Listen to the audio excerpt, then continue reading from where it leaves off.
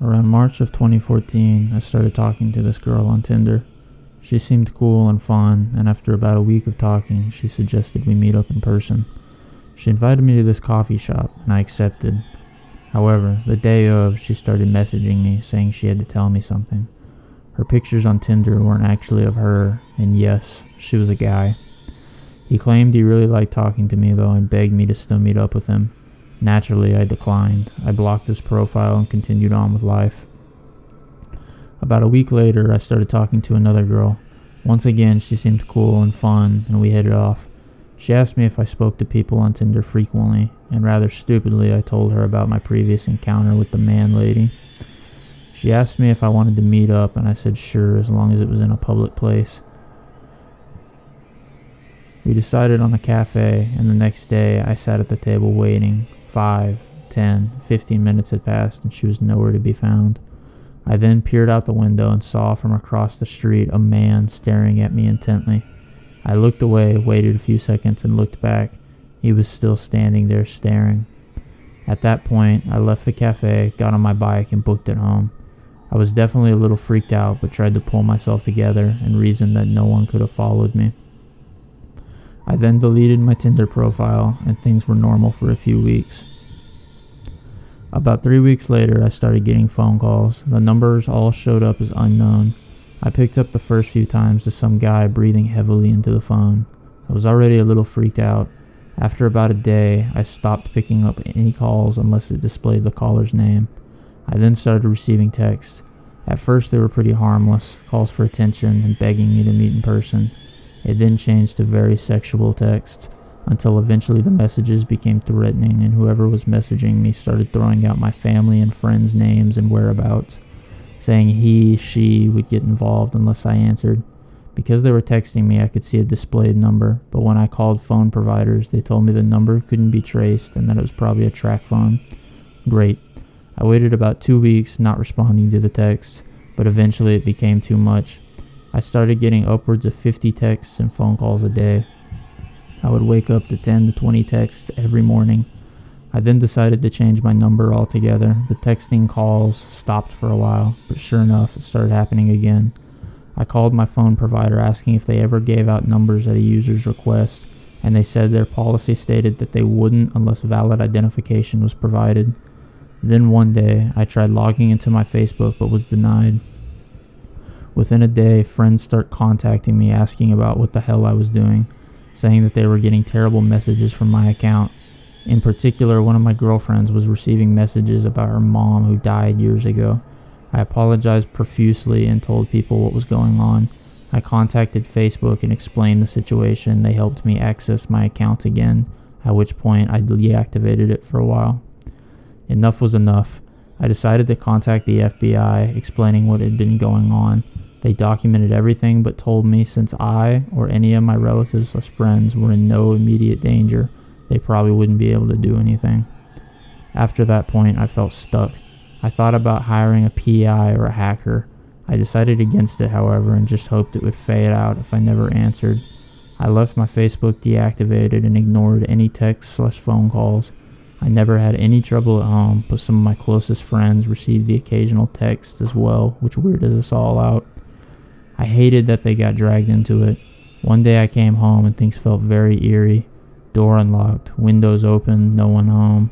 A strong breeze running through the apartment. I did a check of the place and found nothing else weird, so I locked everything up and just waited for my roommates to get home. It's been almost 7 months now. The calls have more or less stopped. I'll get an occasional text, but at most one every 2 weeks. At the peak of it, I was receiving almost 100 texts a day. It definitely affected my social life. I became much more weary of people around me and my surroundings. I just felt like I couldn't really focus on anything until this stopped. Work was difficult, though I tried to maintain my composure as best I could. Everything was just weird. Life was weird. I've since stopped using all forms of dating apps. Things are getting back to normal at this point. I just want to put it all behind me. I'm moving at the end of this year, so it'll be nice to have a fresh start in a new place. I'm not going to sit here and say all dating apps are dangerous and no one should use them, but definitely cover your bases. Ask more questions about meeting someone. FaceTime them first. Skype. Anything. I was naive about it, and I regret it. Be safe, stick close to your friends, and try meeting people in more traditional ways.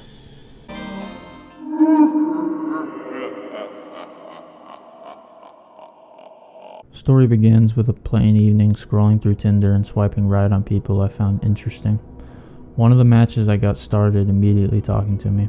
This person was fairly good looking, and he seemed normal at first.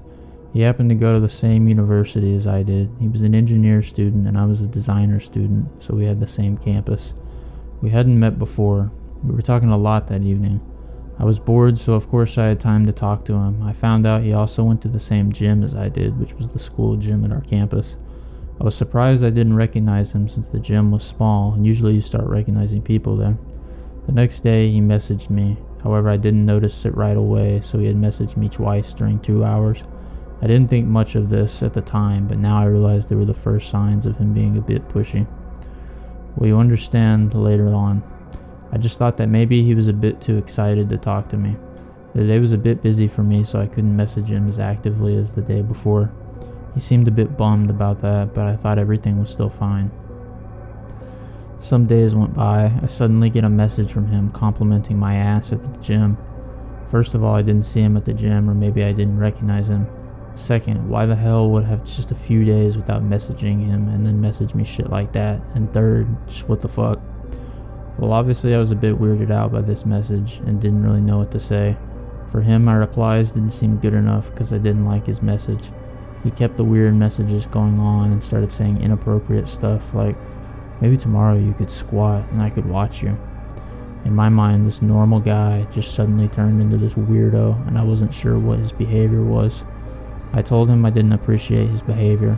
His replies started getting more and more passive-aggressive, and he just kept saying that he wanted to meet and was really pushy about it. I had enough and just deleted him as a match because I found him so weird. A year goes by. I don't remember exactly, however, how long, but I remember the moment when I got a random message on WhatsApp from an unknown number. It was a plain hello with some emojis. I replied to this person asking who he was. He said his name, but at first I didn't realize that this person was the same creepy guy from over a year ago on Tinder. I asked him where he got my number, and he claimed that I had shared my number with him on Tinder. Like, what? I don't share my phone number that easily, so no way. I stopped replying to him because I also recognized him from his profile picture and realized that this guy was the creep talking to me over a year ago. I screenshotted the conversation and creep's photo to my friends and basically shared my feelings of how weirded out I was about him. Well, it got even creepier. One of my friends in the group conversation is a rape victim. She recognized the person. The creepy dude from Tinder was the one who raped her, and now he was talking to me. So in conclusion, my good friend's rapist searched my number, tried to lie about the way he got it, and was talking to me after being rejected a year ago. I was so creeped out about this that I told my father about this guy. I gave his number to my father and basically haven't heard from this creep over again. I think my father told him to back off, but I'm not sure how and in what way, but to be honest, I don't care. I'm just glad a creepy rapist isn't trying to approach me anymore. I switched my gym after this incident and also happened to graduate. Thank God. I'm not sure if I would recognize him on the street or in person at all. I'm just so glad I could never meet him.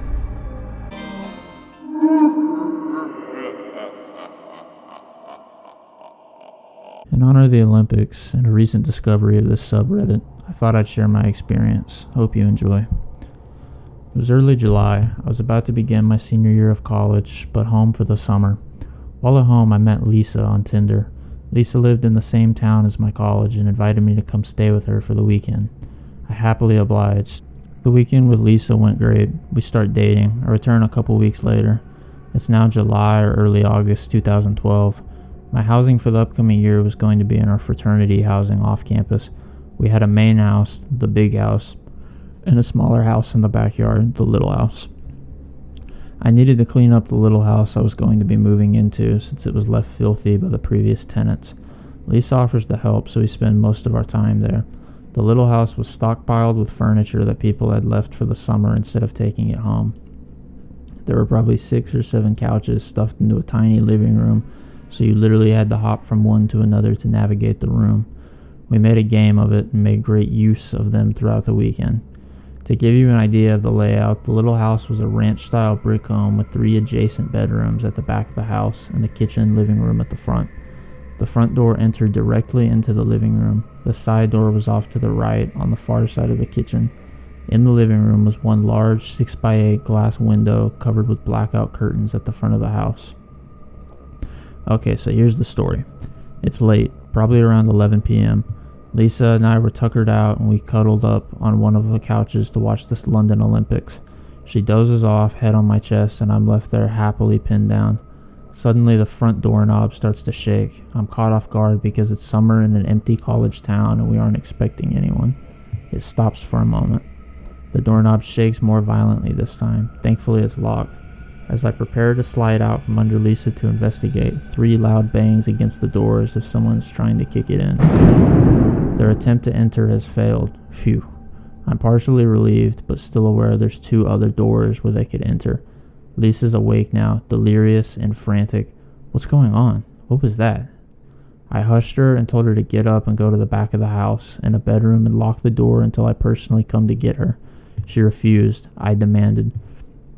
She finally obliged and scurried away across the couches and locked herself in the back bedroom.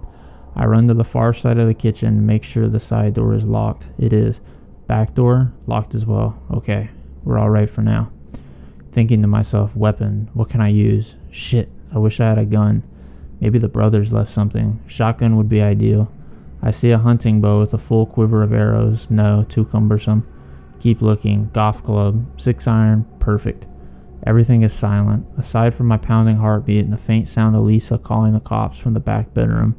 I'm standing in the kitchen, so I have a view of both front door and side door, white-knuckling this golf club when suddenly the side doorknob starts shaking and there are a couple bangs at the door. Lisa screams from the back of the house and I yell to the intruder, "We're in here and we called the cops. They'll be here any second. Leave us alone." The banging stops. It's silent, dead silent. We wait for the cops to come. Lisa and I are back in the living room on the couch. 2 full hours pass. It's now like 2:30 a.m. and there's still no sign of the cops. I'm both exhausted from the adrenaline rush and angry that the cops haven't come. We call again. Operator, 911, what's your emergency? Me, hi, yes, we called 2 hours ago to report an intruder, but no cops ever came. Operator, are you still in the home? Did the intruder make it inside? Me, yes, we are inside. They didn't get in, but I'm scared they're going to come back. Operator, what's your address? I'll have an officer go over and check out the area.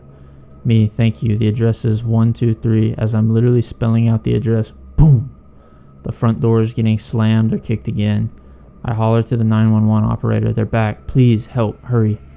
Officers are on their way. Stay on the phone. Keep away from windows and doors. Lisa is freaking out. I'm freaking out, wielding the golf club again. And suddenly, shh! The entire front window, all 6x8, shatters to pieces. The glass is mostly contained by the blackout curtains, and I screamed the girliest, most blood-curdling scream I can imagine.